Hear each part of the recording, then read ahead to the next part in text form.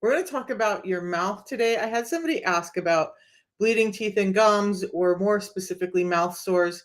And I promised I would talk about that today. So here we are. Now, right off the bat, I want to, and probably those who wanted to hear it aren't here, but um, in my ADHD, I had a moment of one of those hyper focus days, and I was up until like 4 a.m. before I realized it the other night. And so when I woke up at 6:30, I didn't make it to this live on time. I apologize. We're going to get going today, though. I am Misha. I am not a doctor, not a nutritionist. I am just a woman who got really sick and suffered with almost everything on the list, and then started to get better after I started addressing insulin resistance. Didn't really realize it. And then as I started getting better, I started questioning why I was getting so much better from just changing one thing, simple thing in my life. And so that drove me on this path that I'm on today, where I help people understand insulin resistance and how it's impacting your health. So you can know that it doesn't take all these crazy medications. It doesn't take all the crazy stuff to manage it. Now, do I do some extra stuff for my health? Of course I do. Like, do you just drink water? Do you have other things that you drink for your life? Great. So we're going to talk about mouth sores today and insulin resistance. The biggest links with mouth sores, and this is going to be somewhat simple. There's two factors to why we're getting mouth sores and having bleeding teeth and gums, decaying teeth, and all of that. And we're gonna dive in right now. I'm having a hard time getting my thoughts cleared up. Okay, so the number one thing that's causing insulin resistance to cause mouth infections are the abundance of sugar in your mouth. So we're eating so much sugar, number one, and this is a dual cause, right? So much of our food is breaking down into simple sugars so quickly, and it's just sitting in and around our mouth. And that environment, high in sugar, just like it does in your gut. So sugar is causing inflammation and imbalance in your gut, and it's feeding negative gut bacteria that's causing inflammation that can cause immune diseases and all this stuff, autoimmune diseases. The same thing is happening in your mouth. You have an overabundance of this flora in your mouth that's feeding negative bacteria. Now, not gut bacteria. In this case, it's your mouth. So now all of that's sitting there. Remember when we talk about diabetes and too much sugar, it causes like this, I call it the icky sticky. It's like causes things to be thick and sticky. Well, in your mouth, when it's breeding that negative bacteria and they've got this place to grow, now you're starting to get infections and you're starting to have a breakdown of your teeth and gums, and that's causing a lot of mouth sores. The inflammation that comes along with insulin resistance, that does start in the gut for most of us, also contributes to that as well. So now you have this breeding ground for this bacteria, but you also have a tremendous amount of, yeah, I'll answer that in a second. You have a tremendous amount of inflammation and excess sugar, and that's causing a big problem. So when this happens, it's also causing you to have, when you have insulin resistance, you also start to have something called dry mouth. So you're thirsty all the time, trying to get this in your mouth moving so that it can clear some of this bacteria out. Your saliva in your mouth is what neutralizes some of this acidity and the bacteria that we don't want in there. Saliva helps keep that cleared out. With insulin resistance, your salivary glands aren't working properly, and you're not getting enough saliva to clear that out. And so now you've dumped in more sugar on top of a system that just can't get it out. And then you're adding inflammation to it, and boom, you have mouth sores. You have bleeding teeth and gums. You have gum infections. You could even get abscesses and whatnot just from all this bacteria sitting in your mouth. And it's all very linked to insulin resistance. Now, another piece is that it's reducing the vascularity throughout your body. I talk about it a lot when I talk about blood pressure and all the ways, and a number of the ways that insulin resistance is reducing your vascularity. The same goes for your mouth. So when your blood vessels are not as strong and they're not getting the blood flow, which is circulating things throughout your body, it's retracting from in those teeth and gums, and so now it's creating an environment where it's just not getting oxygen and nutrients, and we have inflammation and we have too much sugar, and boom, we have a mess. A couple of things I want to say, not really related to insulin resistance, but just related to your mouth health. Understand, one of the most important things you can do for your health, and I rarely talk about this one, is take care of your mouth. Um, this whole area, look at where it's at. It's right next to your brain. All that infection and whatnot is right here.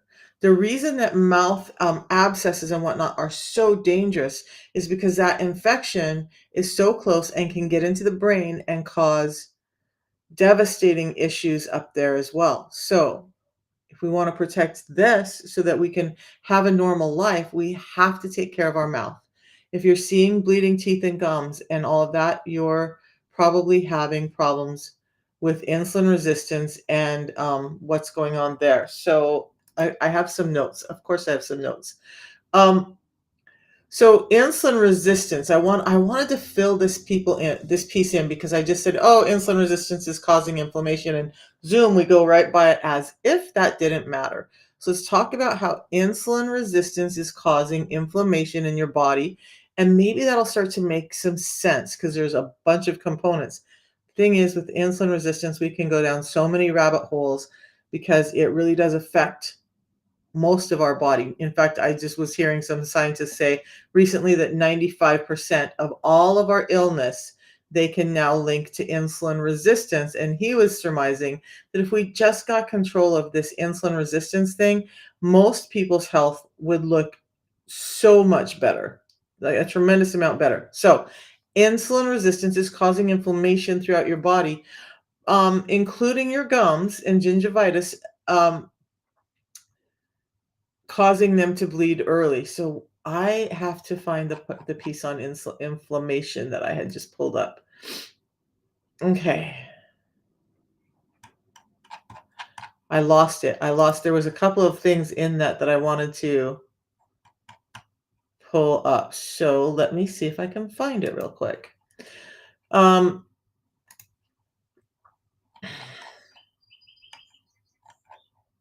And I had to go see if yerba mate and fiber is helping. Unfortunately, we'll talk about yerba mate and how it is very indirectly helping, but fiber more so how it's helping. So,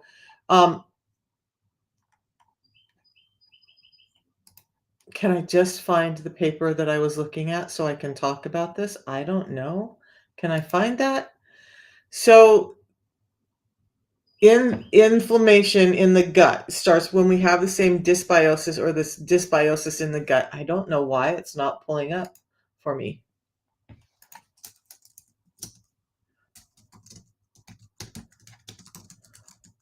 It's bothering me now. There's a lot of really big words in there.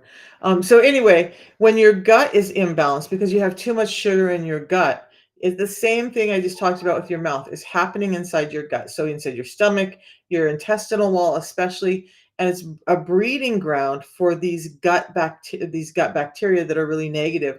Things like yeast that are causing infections throughout the body, and that then causes inflammation. So we know that almost everything with insulin resistance is bidirectional, right? If you have an inflammatory state in your body, whether it's an injury or a surgery, that inflammation can make you be more insulin resistant. But developing insulin resistance can increase that inflammation in your body as well. So, what happens with insulin resistance is it's increasing pro-inflammatory cytokines like TNF and IL-6, and it's impacting neural pathways, and those two things together are causing some inflammation throughout the body. Plus, insulin resistance is promoting oxidative stress, which fuels inflammation. So now we have not only an inflammatory state in our mouth, it's throughout our body with insulin resistance. So studies have shown, and again, it's bidirectional. If you take care of the insulin resistance, this mouth periodontitis and bleeding teeth and gums and all this starts to get better. But they've also found that when they start to treat the bleeding teeth and gums and the mouth sores and all the inflammation in the body, the insulin resistance score starts to get better.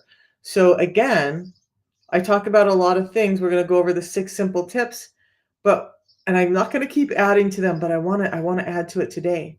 So one super simple thing you can do for your insulin resistance is keep your mouth clean.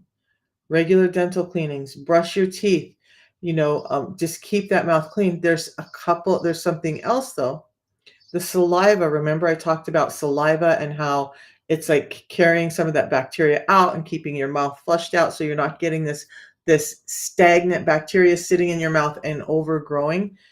Well, what causes saliva? Obviously talking, because I feel saliva now. I'm saying saliva, I'm feeling it building up in my mouth. Talking causes it, but the biggest way that we're going to cause saliva in our mouth to help keep it clean is to chew. So all of these, like, yes, I do protein shakes every once in a while too. I've been very open about that. But the biggest thing you can do to help with your mouth health is to have crunchy, chewy foods.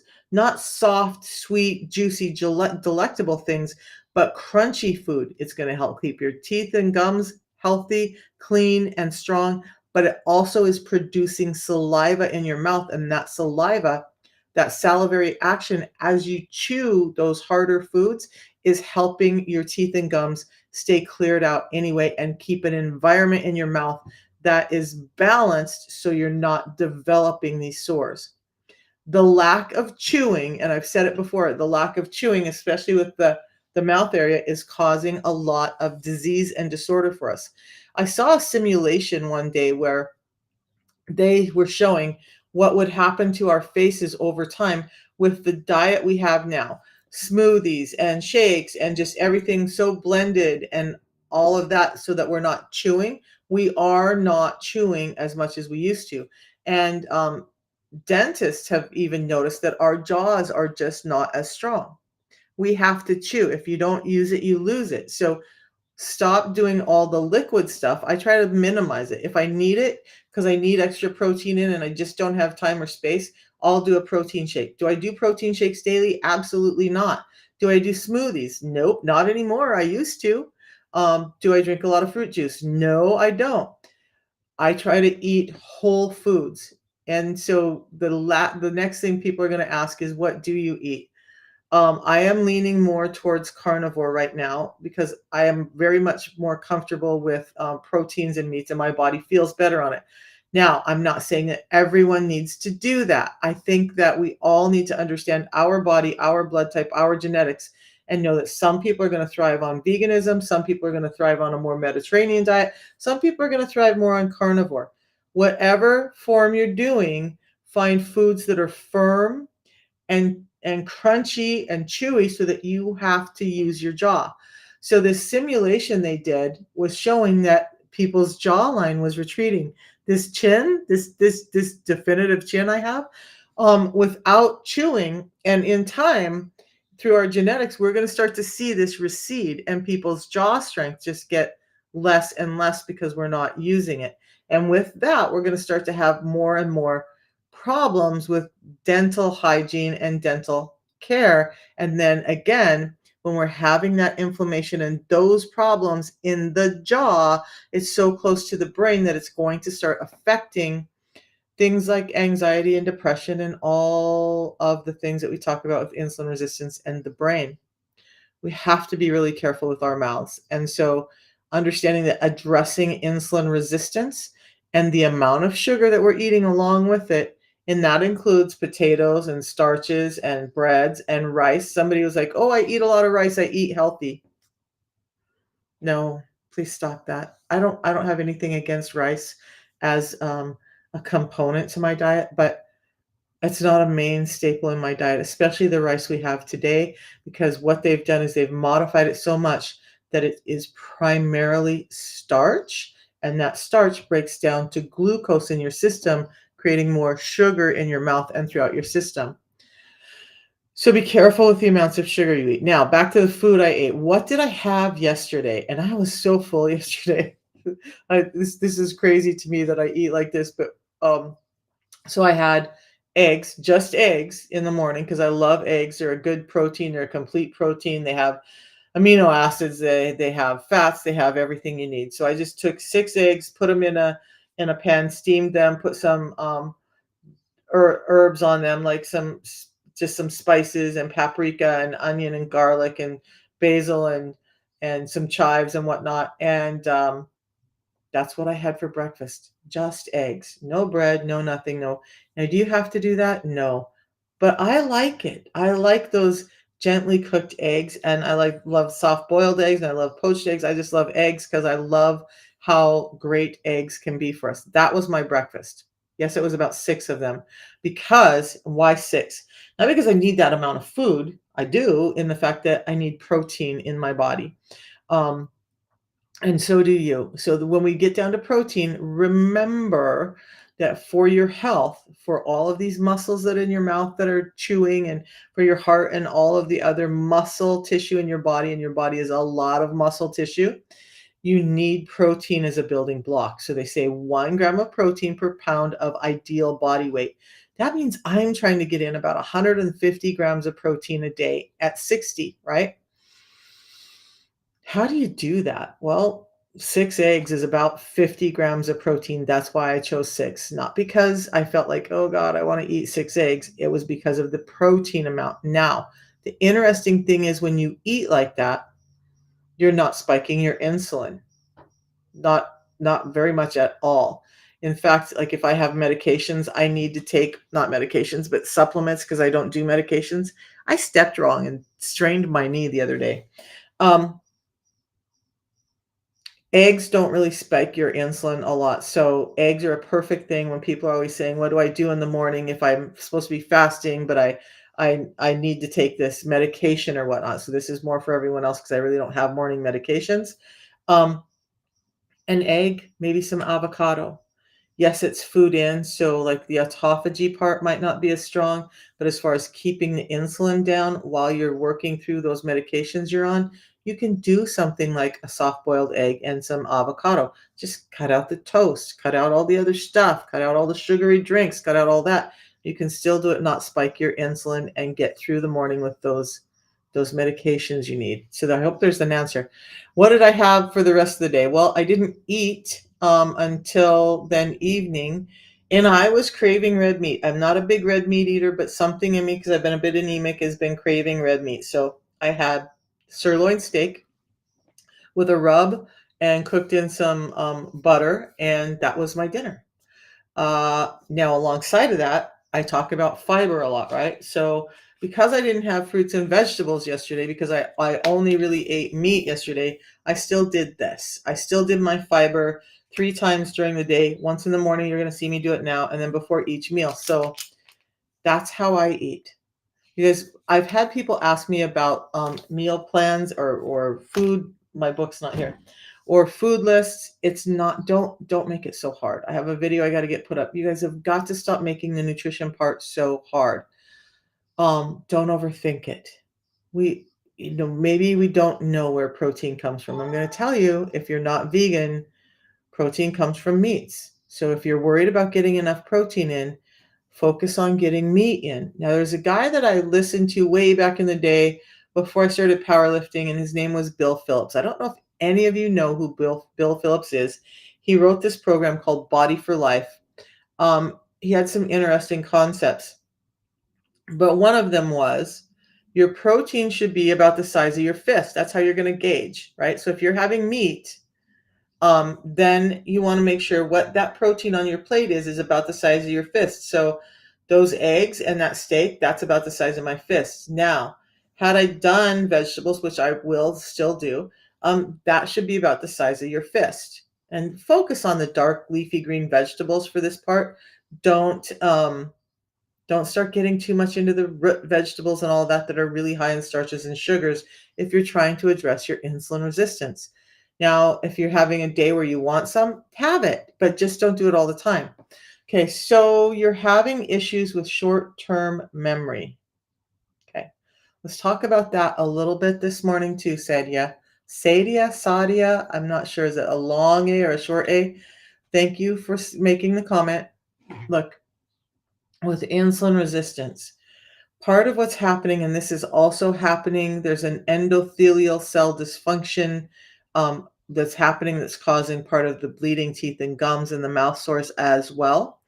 And that is in the production of some of this inflammatory cytokines and inflammation in the body. Now, insulin resistance is causing a dysfunction in those endothelial cells. So we're going to go back to this comment about short-term memory loss. Insulin resistance through keeping these through the reduced vascularity and inflammation, but also in how it's messing with your neural pathways is causing a lot of this anxiety, depression, memory loss, brain fog, all of those things. Yes, you can get your protein from plants too. I am not a vegan, so that's not my specialty, right? That's not my specialty. That's why I don't talk about it. Yes, you can absolutely do that if that's the right thing for your genetic type. Just please remember, you guys, one thing I want to say outside of like, I really believe in the fiber piece and the tea for most of us because of the environment we're in today. I also believe that there is not one dietary restriction or diet type or nutrition type outside of getting in the macronutrients that we need that's perfect for everyone because we're all very different and we're different races, we come from different places, we have different blood types, and all of that plays into the food you eat. So with that, listen to your body. If your body is saying, hey, I need more vegetables and stuff, eat that. But if your body says, ooh, I really kind of like, having a steak now and again, or I like having that chicken or whatever, do that. Pay attention to what your body wants and needs because your body is telling you what it needs. Now, your body can also lie to you, right? Because when you're overloaded with sugar, that bacteria that's growing all throughout your body is telling you, yeah, give me more sugar. I want to live, I want to survive, I want to thrive. I want to take over this place. And so it's telling you to eat more sugar. So you've got to know that difference. But don't try to be like everybody else. Don't try to be like, oh, my friend is doing a vegan diet and so I need to do that because I want to be the cool kid. I want to fit in, whatever. Don't do that. Also, if you're a vegan and you're hanging around carnivores and you feel like the vegan diet is good for you, I'm not saying you've got to do what they do either. You guys start using your own brain. Stop going by what everyone else says. Find the nutrition that helps you the best. How you get it in is going to be how you get it in. I have my own opinions on veganism and whatnot. I tried it for a while and I just did not thrive. I did it for over a year and I was not actually feeling better. I started feeling worse. So for me, veganism did not work. I have a number of people who, thought they wanted to be vegan because of whatever they've been told, and then they just were not thriving either. Now I've had people who started doing veganism and they thrived. But the bottom line is choose what works for you. I'm not a vegan, so I can't tell you sources of protein. Lisa, if you're a great source of that, you might want to share some of that with the people who are vegan. Okay, when you take metformin, well, yeah, okay, so let's read this comment out loud. And I said that, well, yeah, as if you would know, because you wouldn't know. And you know what? Until I started working as a medical assistant and working in doctors' offices and dealing with people's medications, I didn't know either, nor did I know how to look it up. So the comment is, when I take metformin, 1,000 milligrams 2 times a day, I have severe diarrhea. And I can get into a talk about some of these medications maybe this next week, but metformin is probably one of the safest diabetic drugs out there. According to scientists, they're saying that that's one of the safest ones out there. But some of the biggest side effects for metformin are diarrhea and nausea. So yeah, if you're taking metformin twice a day, it's going to give you severe diarrhea. And I would dare say that if you take metformin and you have excess sugars and stuff, you're going to be projectile vomiting. It happened to me. I went to they had me on metformin before I found the system I'm going to talk about because my diabetes was getting out of control and, my heart rate was up and my whole health was failing. So they threw me on metformin and I was like, okay, I'll take it. And I only did it for a very, very short period of time. I'm going to say a couple of days to a couple of weeks because I got so ill. I was visiting my daughter back on the western half of the US, and single mom, 3 kids, and so I'm sleeping on the couch, and in the middle of the night my stomach started hurting. And at that point in time I was still riddled with pain, still on pain medications, couldn't move, trying to get up off the couch and get to her bathroom, and I ended up, this is kind of gross, so just but this is reality, with metformin I ended up painting, we'll say, her kitchen walls, the hall, and the bathroom, because the vomit was so severe. It was projectile, and then diarrhea came along with it. And I kept trying and kept trying and kept trying, but I could not tolerate metformin. And so I just went back to my doctor and said, I can't do this. I can't continue to do this. And my numbers aren't moving that quickly. So I can't do it. And not long after that is when I found the system that I do now that got my diabetes under control and got a number of these things done. So yeah, that's a common symptom with metformin. Um,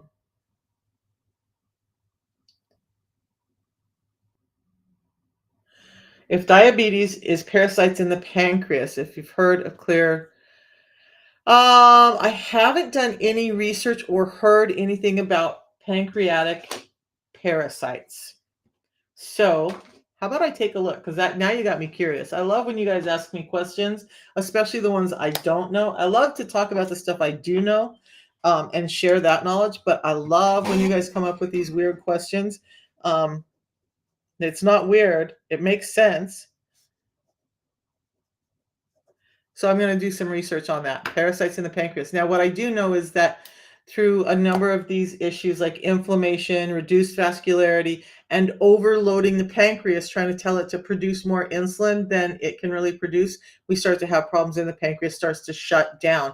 Blood flow's not getting in there, oxygen's not getting in there, beta cells are starting to not work properly, and the pancreas starts to shut down, and then you're in danger of not being able to produce insulin at all and becoming more like a type 1 diabetic than type 2. So I would love to do research on that. We'll talk about that Monday. How about that?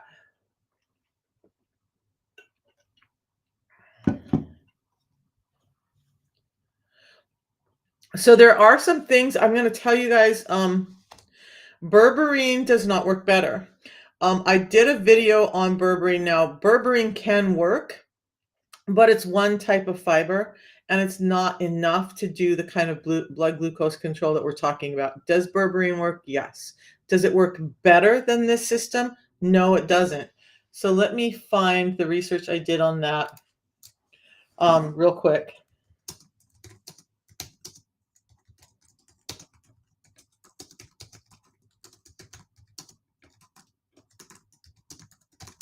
Okay, so I'm trying to find that work that I did because I was curious. I was curious myself because everybody always says berberine, berberine, berberine, and I'm like, well, what is the difference between the balance that I'm taking and the berberine that you're talking about? And you're saying that it works so much better. So I don't have.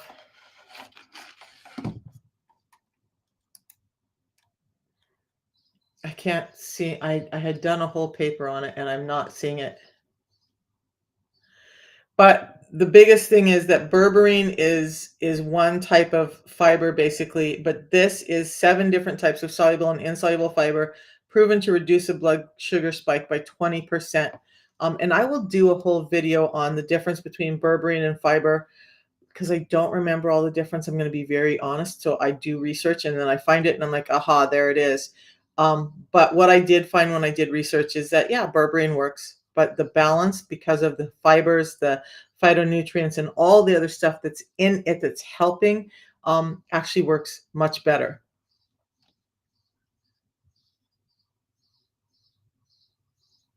Okay, your mouth.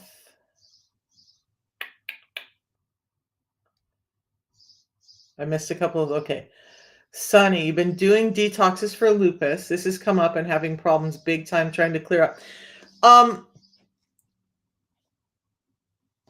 I'm going to write down lupus too, because it's been a while since I've done the direct links to lupus and insulin resistance. So I'm not going to be able to give an intelligible response on that. What I do know, correlative experience, right? So when people with lupus have been doing the system, we've been seeing great results with people who are getting their insulin resistance under control.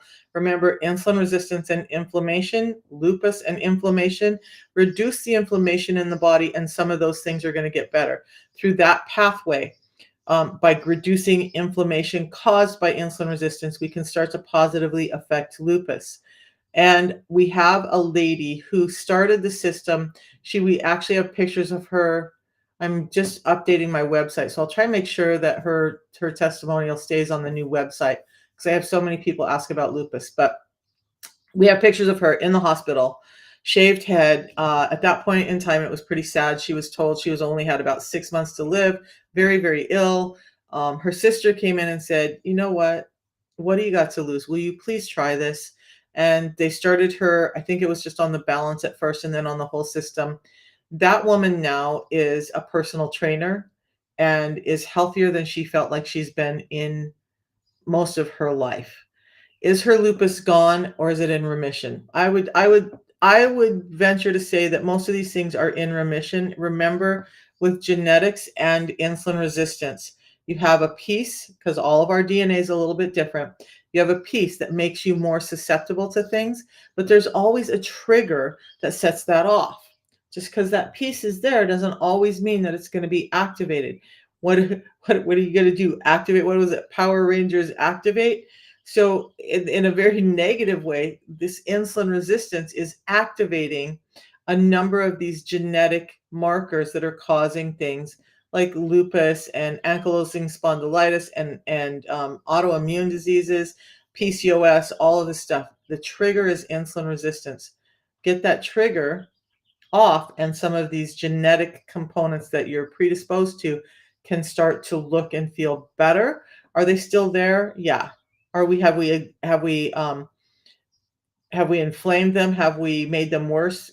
No. When we're getting insulin under control, we're not. So what doctors can't. Oh, thank you. Thank you, Sunny. Look, you guys, I wanted to be a doctor, but here's the thing. I had this conversation with my daughter-in-law. Backstory a little bit.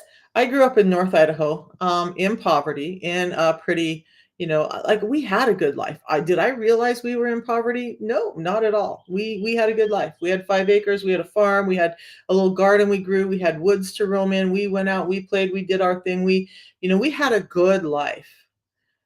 We didn't have a lot of money and we didn't have a lot of resources.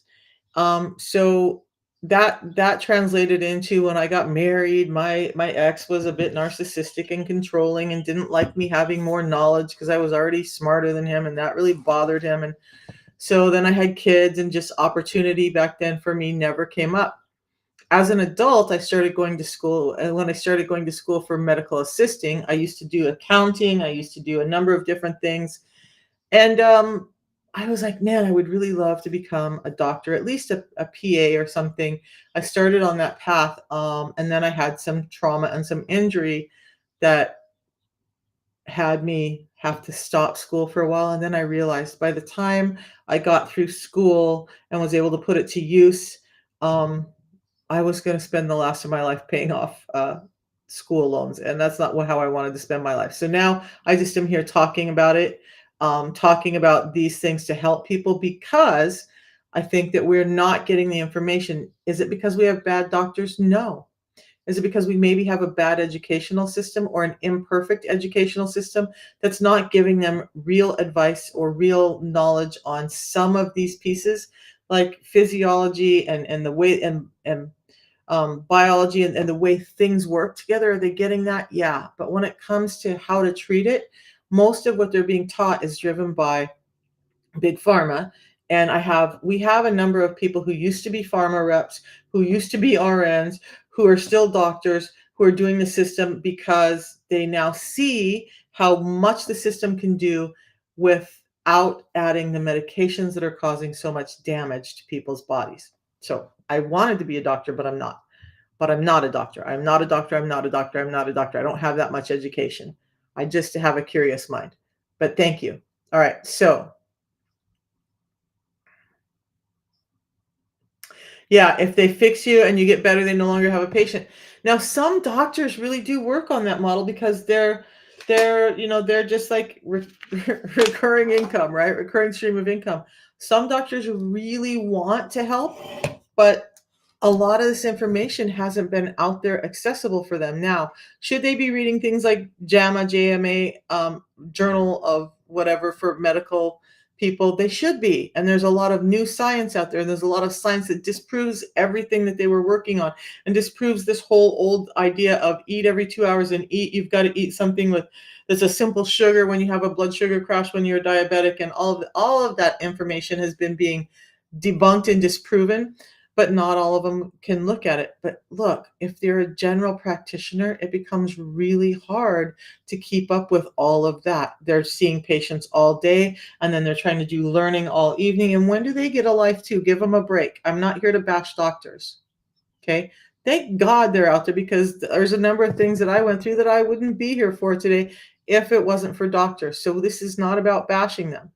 There many, many, many of them are doing what they can, but their time is limited too. Like they can only do so much. Now, one of the doctors that I worked with and for and has been a really good friend of mine for years. I watched her. Every time something new came in, she's out doing all the research, and she just had that curious mind. She wanted to figure stuff out. But you know what happened to her because she was trying to figure out stuff?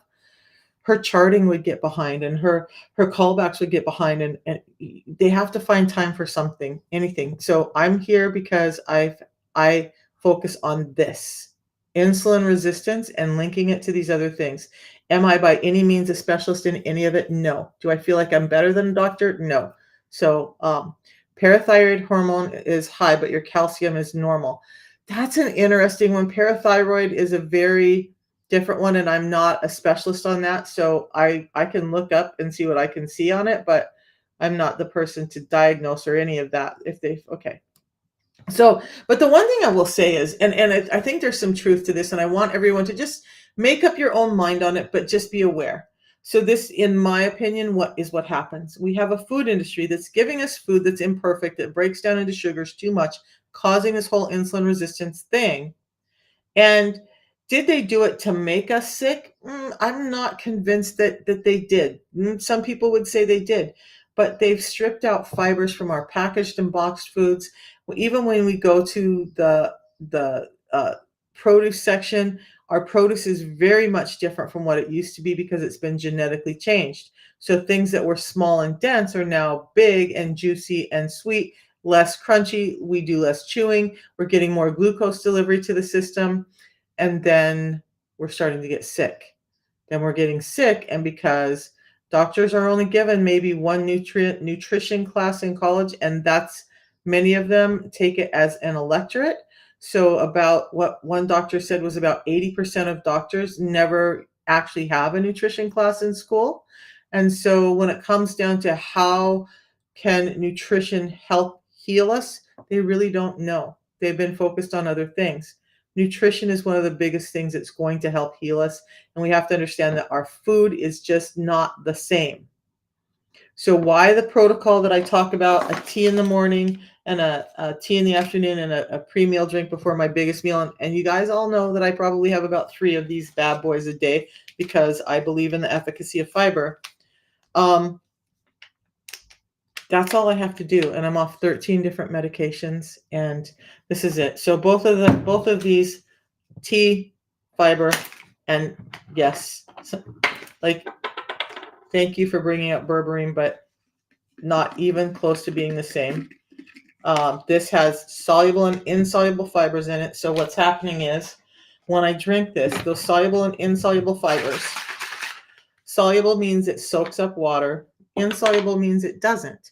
Fibers are undigestible carbohydrates. So you're going to have a carbohydrate count, but is it going to spike your insulin or cause the same blood sugar control issues as a regular carbohydrate? No. I got to drink this before it thickens.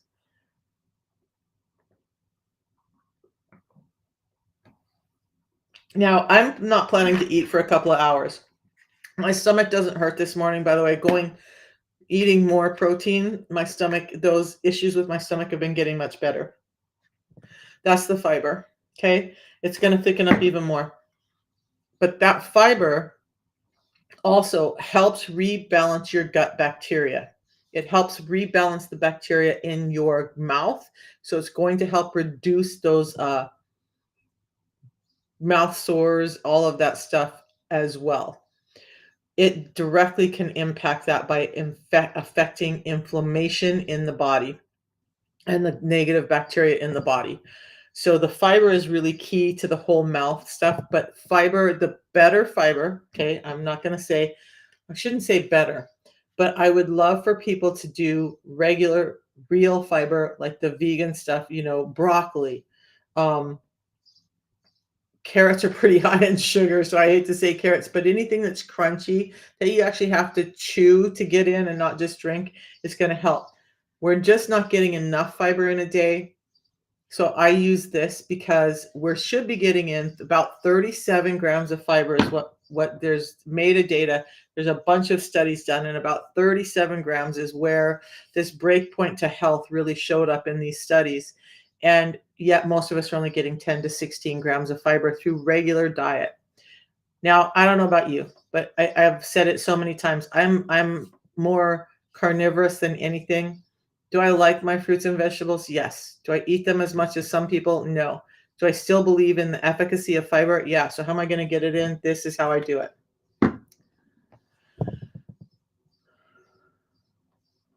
Oh, so most of the people who've done the program and didn't see much difference, how long were you doing it? How consistent were you? What else was going on with you? When people tell me that they're not seeing much difference with it, I'm finding a couple of things. So we're going to go over my 6 simple steps. And somewhere along the line, most people have not done something with these. Now, do I do cinnamon? I will add cinnamon to my tea once in a while. I will add cinnamon to things once in a while because cinnamon is great for your metabolism and your vascularity as well as cayenne. I used to actually make a drink with lemon and cinnamon and cayenne and a little bit of maple syrup in it for sweetener until I realized how damaging that could be. But yeah, I believe in cinnamon. I use it. But would I say if I just had cinnamon instead of this that it would do better? No, I wouldn't, because I've really tried a lot of those things. So the 6 simple tips: get fiber in first before you eat. Every time you eat, that's for me. I just really believe in that fiber, getting my stomach full, feeding the positive gut bacteria. So now I have a good environment for the food that's coming in. I'm slowing down the delivery of the food into my system so it's not passing through too quickly. It's giving me more absorption of my nutrients. So cinnamon and cayenne, although they do a number of really great things for you, they're not slowing down that delivery of food in your system. They're not allowing you to have better uptake of the nutrients in the foods you're about to eat.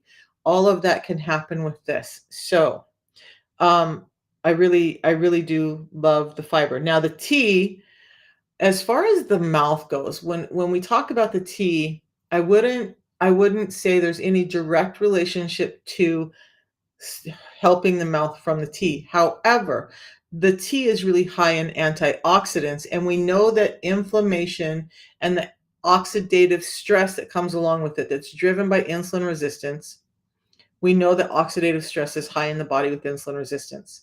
The tea is super high in antioxidants, and then through that pathway, it can start to help reduce some of that inflammation by getting those antioxidants into you. It's also giving you energy and helping you feel full, so you're less likely to want those sugary treats that are causing all the problems in the mouth in the first place. Yeah, so exercise and a fiber-filled diet. And you guys, exercise doesn't have to be anything major. Like it took me a while. I'm gonna admit, like I've been talking about it for a long time, and I'm human too, and I just didn't do it. But I've been walking 3 times a day now, morning, noon, and night, just like I tell you guys, and things are changing as far as my energy level and whatnot. But exercise is important. So those gentle walks or a brisk walk, but just getting those steps in a day are going to help you. That's like the 6th step in all of this for me. But they've also found that some weight-bearing exercise and a little bit of intensity, get your heart rate up a little bit with some weight-bearing exercise, also helps tremendously. getting those muscles open and active and allowing insulin to get into the muscles helps the rest of your body become more insulin sensitive. So exercise is absolutely important. Does it mean you have to go get on a treadmill and sweat it out for an hour? No, it doesn't. No, it doesn't. There are plenty of apps, you guys out there. Like I did one just because I wanted to be able to share something with you guys. It's called Walk Fit. So if you're at a stage where you feel like, hey, I don't want to go to a gym, I can't get out and do a lot of extra stuff, and you're telling me I just don't know how and when, there are apps out there where you can download them and they will give you like an 8 to 10 minute workout you can do in your own home, but you got to get your butt up and move. If you don't get your butt up and move, it's just going to keep getting worse and worse. Insulin resistance, loss of muscle, loss of energy, all of the stuff. Movement is hugely important to getting your insulin under control. So fiber first, that's the number one. Prioritize protein, making sure you're getting in about that 1 gram of protein per pound of ideal body weight. The younger and more active you are, that requirement may go up a little. Older like me, less active, that requirement may come down a little. But on average, 1 gram of protein per pound of body weight at your ideal weight is what you need to strive to get in a day. How many of you guys know how much protein you eat in a day? Do you guys have any idea? I've also tried Shilajit, and I just haven't noticed that the increase with Shilajit like I did with this system. Um, so I would love Miami Mario for you to try for you to try the tea, the Unamate. If you're looking for energy, vitality, mental clarity, yeah, Shilajit can work, but again, it didn't do that big a thing for me. This has, it gives me so much energy and mental clarity. And I have multiple of these teas a day just because I love the way it tastes and I love what it's doing. Plus, it's giving me nutrients. It's giving me a ton of vitamins, minerals, um, the antioxidants, anti-cancer activity, anti-inflammatory markers in my system, all from a tea that, like, look. So people are saying cinnamon, cayenne, shilajit, berberine, blah blah blah. Okay, so I have some naturopathic practitioners that I work with, and one of them in particular has a practice, and her whole practice has turned around. Does she still do things like iridology and all of that? Yes. But she said, this is what she said, having a practice where she's taking care of people's health, this system changed her practice drastically. So instead of giving people this big list of stuff, berberine, shilajit, blah, blah, blah, blah, blah, blah, blah, blah, blah, and when to take it and how to take it, she now gives them this, and it's doing much more for them. So it's sustainable and easy, and they're not going out and getting all of these different things. How many of you guys have a drawer full of medication or vitamins and minerals and you don't even take half of it? I use this every day and it's drastically changed my health. Yeah, the concern with parasites in the pancreas, I want to dig in because I want to see what that is. You have a brand new box in your kitchen, maybe you'll start again. So start it, Mario, reach out to me, let's work together. One thing that I've noticed is when people do reach out to me, and I do send out emails and all of that, or texts. I no longer do emails because people just don't read them. But I help work through some of this stuff. And most people are like, oh, yeah, I get enough protein in. And then we take a look at what they're actually eating. And when I ask people to write down what they're eating, it's not for judgment. We're just trying to do some troubleshooting, right? It's not ever about judgment. But if we can figure out what's causing problems, and I'm not a nutritionist either, I just like to help, then we can figure it out. But most people are only getting in maybe 30 grams of protein a day. That's not enough. There's a lot of science out there that you can't lose weight and you're not going to get healthy if you're not getting in enough protein. It's not about calorie restriction. It's about getting the right nutrients in. That's why I had 2 steaks yesterday because I needed to get my protein in. So 6 eggs, 2 steaks, that's what I had yesterday. Tons of the iron that I needed, good fats. I crusted mine with a salty rub. So I think it was just as much the salt that I was craving yesterday. But did I hit my protein markers yesterday? Heck yeah, I did. As a result, I was full all day. I didn't have breakthrough hunger. I wasn't craving sweets. I wasn't any of that. And by the way, when I start focusing on those things, those cravings for sweets go down drastically. Now, mostly it's a mental, emotional thing for the sweets. When I try to have a bite of sweets now, it's like so bitter. It's amazing how different your palate changes when you start giving your body nutrition. Instead of just calories and food and taste good stuff, and everything should taste good. But when you're focused on nutrition, protein, fats, fiber, and limiting your carbohydrates, you're going to notice you start feeling much better. You start staying much fuller. Now, every day I talk about this, I'm going to keep talking about it. Protein is the most satiating of the three macronutrients. The macronutrients are just the big nutrients. In our food, we have three of them: protein, fats, and carbohydrates. Remember, fiber is a non-digestible carbohydrate. Proteins are the most satiating, stick to your bones the longest, right? Keep you feeling full so you don't have those snacky cravings. Only spikes your insulin about less than half of what a carbohydrate does. Fats don't really spike your protein at all or spike your insulin at all. And they satiate you, but maybe not as good as protein does. But you also need fats when you're metabolizing protein to metabolize the protein properly, to build the structure that the protein is building muscle. So the protein's building muscle. There's a structure that holds the muscle together. That little membrane, that structure that's holding the muscle in, is made up of fat. When you're eating a high protein, low fat diet, you're putting your body at risk of your muscles bursting. We see it all the time, rhabdomyolysis. Primarily, those people have been on low fat diets, high protein, and then getting in so much hydration and their muscles just go poof under load. So you have to have fats with protein. Those fats are what's giving that protective, hold me together piece membrane to the muscle cells. Okay, so fiber, protein, fats, limit your carbs. If you weren't doing any part of that correctly or something, it could have been a problem. Also, understand this is a natural system. So if you think that you're going to change your entire life in 1 week, you got another thing coming. Come on. You didn't get sick in 1 week. You didn't end up here in 1 week. It took years for you to get here. Can you give it a month or two to start feeling better? And I'm going to say 3 months. We have a 90-day money back guarantee. That 90-day money back guarantee is there for a reason. One of the reasons is your A1C will come down in those 90 days if you do the system consistently and correctly. Your moods are going to start to feel better. If you're doing the 2T a day, the chlorogenic acids, by the way, some of the other things you guys mentioned don't have the chlorogenic acids or the theobromine or the saponins in this that are actually giving you mental health and anti-inflammatory properties in the body. Amazing stuff. So 2 of these teas a day, your brain is going to start to function better. When your brain is functioning better, you're craving less sugar. When you're getting less sugar, your teeth and gums get better, right? Okay. Eggs and avocados, your favorite. Yeah.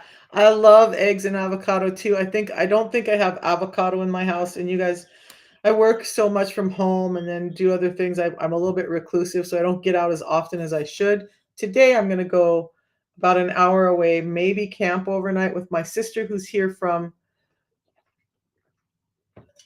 Montana. She married a guy from New Zealand. They have been, him and his parents, who are up visiting from New Zealand, have been biking across the USA. And so they went from the West Coast. They're now in the East Coast. They're in the area now. So they're going to finish their biking trek today, and then we're going to go hang out. But I might get some avocado. Eggs and avocados are a favorite of mine for breakfast. Just skip the toast. Skip the toast. Okay. By the way, avocados, if you don't know, avocados are really high in healthy fats and they're really high in fiber. So what a way to get in your fiber and your fats. Then avocados are amazing. I never grew up with avocados, but I've really learned to love them. In fact, I keep avocado cups in my fridge. And if I really need a snack or I feel like I need something to soothe my gut and I'm not up for doing another fiber, I'll just have one of those avocado cups just by itself with my finger even sometimes.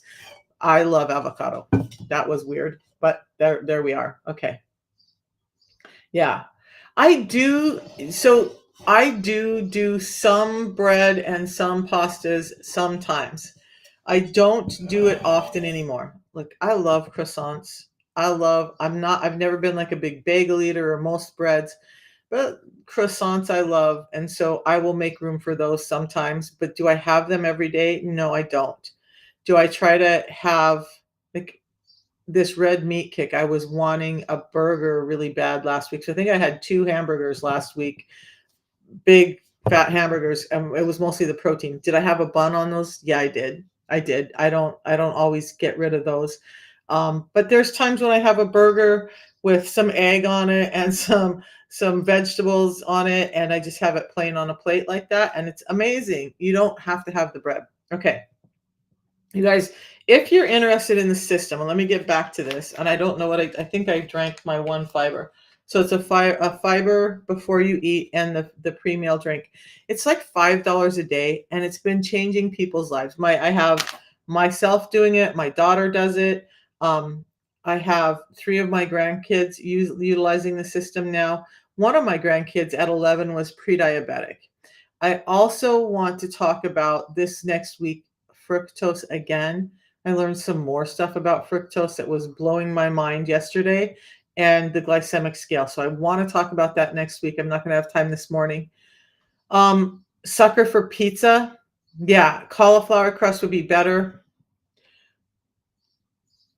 Um, I don't know whether it's the bread, I don't know whether it's they use cheap oils, I don't know what, but every time I've broken down and tried to have pizza with my grandson, I end up with a really bad gastritis attack. So we just have an agreement, no more pizza for Nana. And it's sad because I don't eat it a lot, but I love it once in a while. But I always get really sick when I have it. So it's probably a combination of they're using seed oils and then there's all the grains and it's just not high quality ingredients for most pizza places and even the ones that taste good. So cauliflower crust I think is a great idea. I have been seeing there are some people on here that have given me some really great ideas for high protein um, alternatives. Like I saw a lady making some high protein chips and it was just simply egg. Now, she used the egg white. I'm going to try it with just like blending up some egg, use the yolk because I like the fat. But she just put about a teaspoon of it in the bottom of some muffin tins and with some Parmesan and baked them and made these really cool looking little chips that are high protein. And again, those a handful of those chips really aren't going to spike your insulin. You're getting something salty and crunchy like a chip. There's lots of ways around the way we've been trained to eat. We've been trained to eat the wrong foods. Grains can be highly inflammatory for most of us, and it's not just the wheat. So when I listen to nutritionists talk, one of the big things that we need to start getting rid of, besides just sugar or be careful with, is grains. Um, they can be really inflammatory to the system and cause all kinds of other problems. Do we see them as fiber? Yeah, we do. But how about we look back at things like your fruits and vegetables for your fiber and understand the other damage that a lot of grains, too much grains, are causing for most of us? Okay, guys. I hope I answered the question on mouth sores and bleeding teeth and gums and why this is happening. Remember, I'm gonna round back. Some of the biggest things with this is happening is you're not getting enough saliva in your mouth, so it cannot clear out the bacteria that's there. The sugar that we're eating is feeding the bacteria. The inflammation that's coming from insulin resistance is causing you to have these abscesses and sores in your mouth. And then you have the bacteria sitting there, and then you can't wash it out because your saliva is not grabbing that and carrying it through. So we have now a big problem, and it all starts with insulin resistance. Walnuts are a good snack, but not for everyone. I used to love walnuts, but I'm allergic to them. I used to work in an allergy clinic and I had my allergies tested multiple times.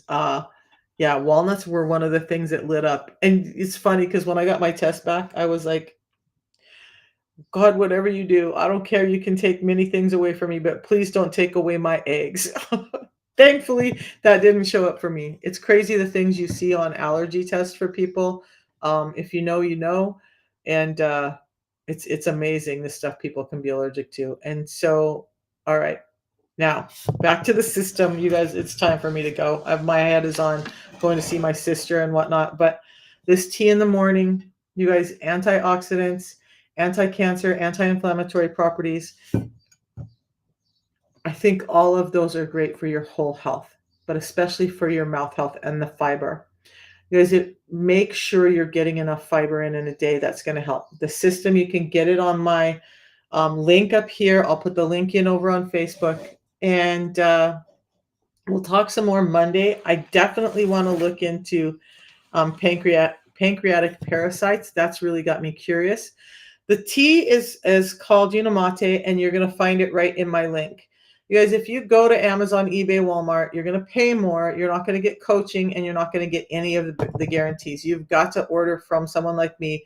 The link takes you directly to the company website, and the company ships directly to you. So you're not ever getting something that is expired or handled improperly, and you're going to get the guarantees when you do that.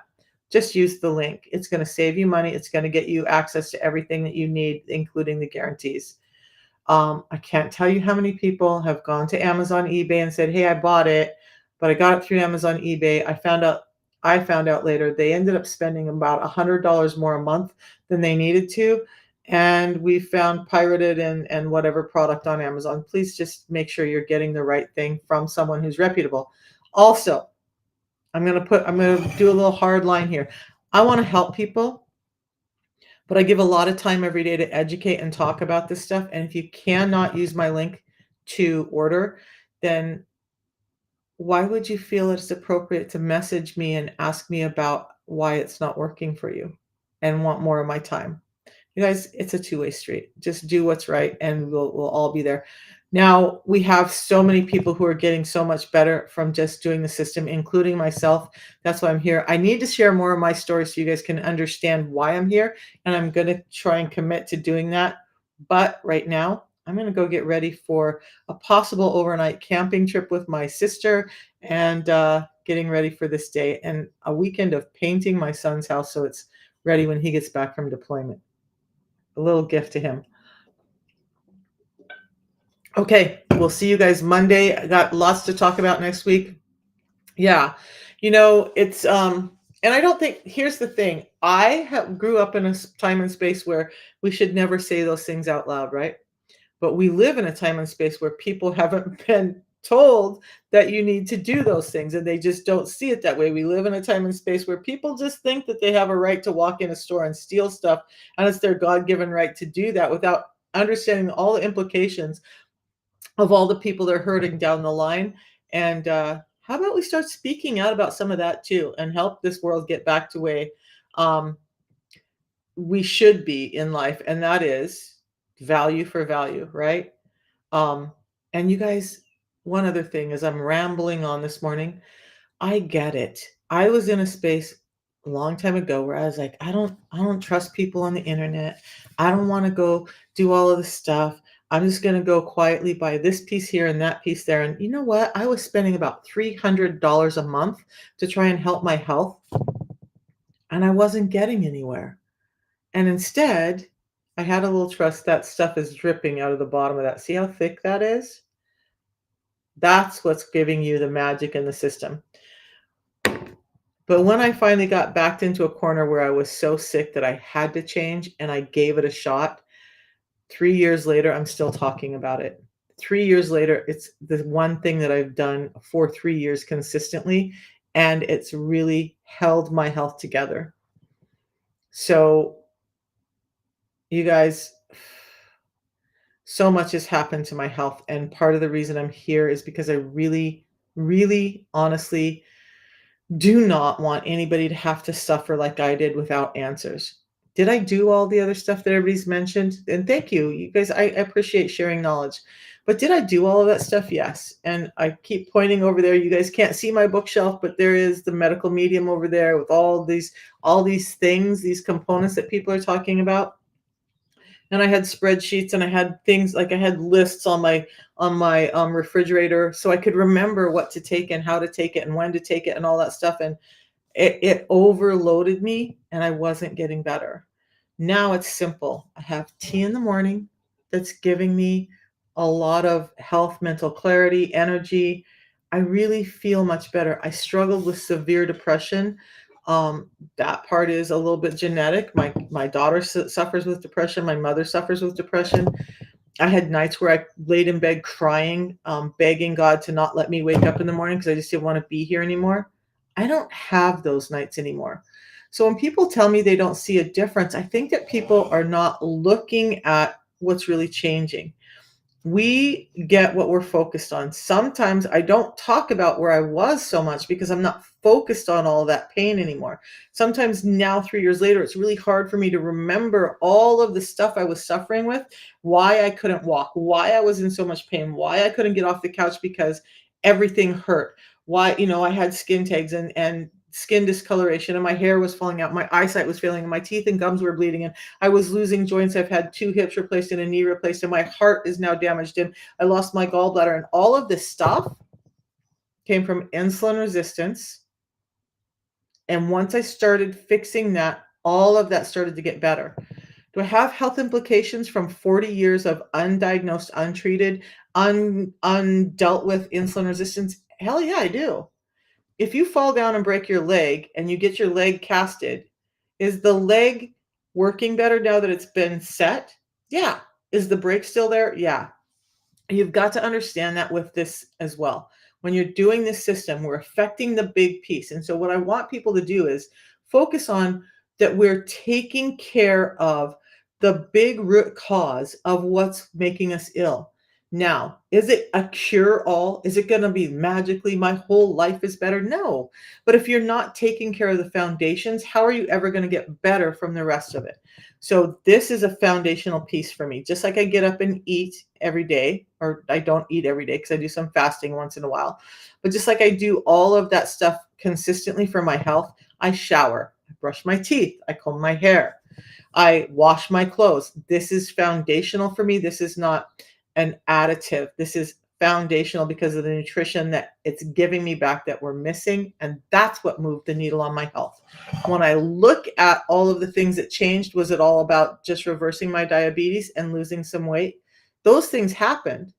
But what about the fact that I don't wake up every morning screaming in pain from leg cramps and stomach cramps that are having me, twisted up like a pretzel, or that I can sleep through the night now, or that I can focus better now, or that I have better moods now, or that I can walk up and down stairs. I just did a video on that, and it might not seem like a big deal, but what you guys don't understand is 3 years ago, to get up and down stairs, if I was faced with stairs, number one, I would get angry.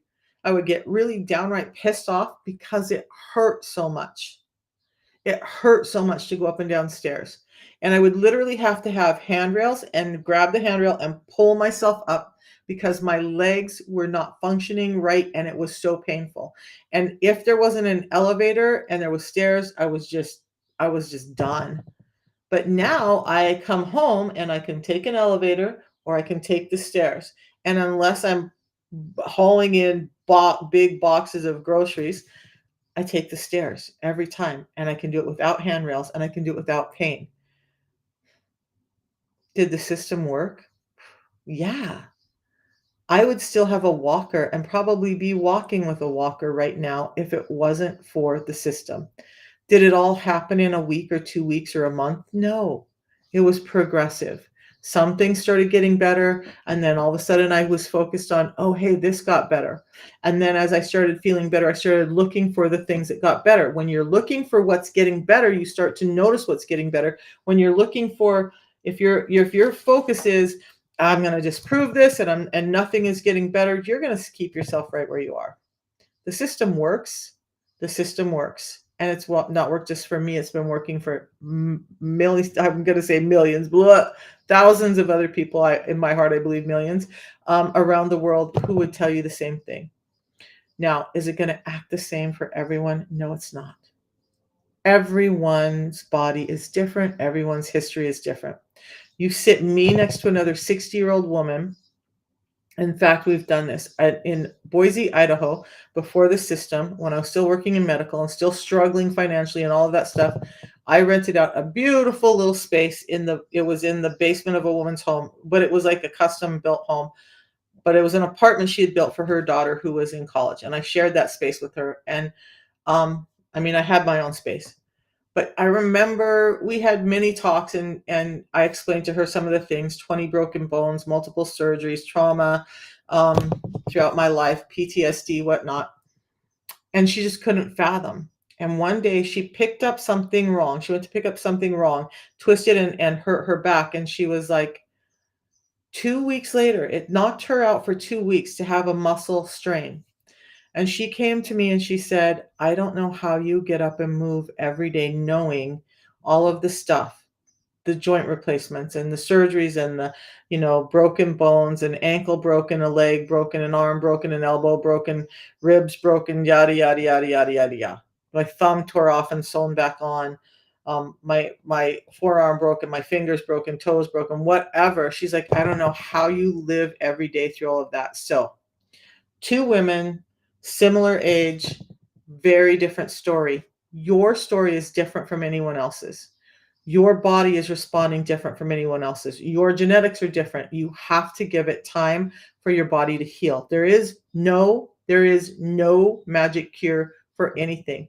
The best we can do is understand what got us there, start to fix what got us there, and reverse that. And look, the food didn't get us there overnight. It's not going to cure overnight. So give it time. Okay. But it will work if you give it time. Okay, guys, I'm done for today. I'm off my soapbox. Well, the last soapbox is spend time with your family and friends this weekend. Put these phones down, put the electronics away, get out, get some sunshine, move your body, enjoy your family. Spend time with them, connect with them. One thing with insulin resistance is all of that stress is causing inflammation and it's increasing your insulin resistance. You want to see a simple, free way to reduce insulin resistance? Spend time with your family, get good emotions in there, get good sleep, unplug a little bit. You're going to see your insulin sensitivity get better just from that. But then you've got to address the other things. All right. Go enjoy your time with your family and friends. I will see you guys Monday. I really appreciate people have been messaging me on the side and saying, hey, can you talk about this or that?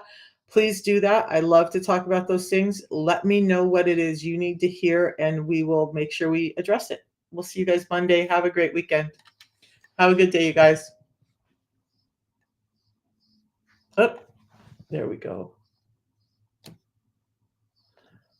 It's not shutting down the way it's supposed to. There we go. Dysfunction in my life. There.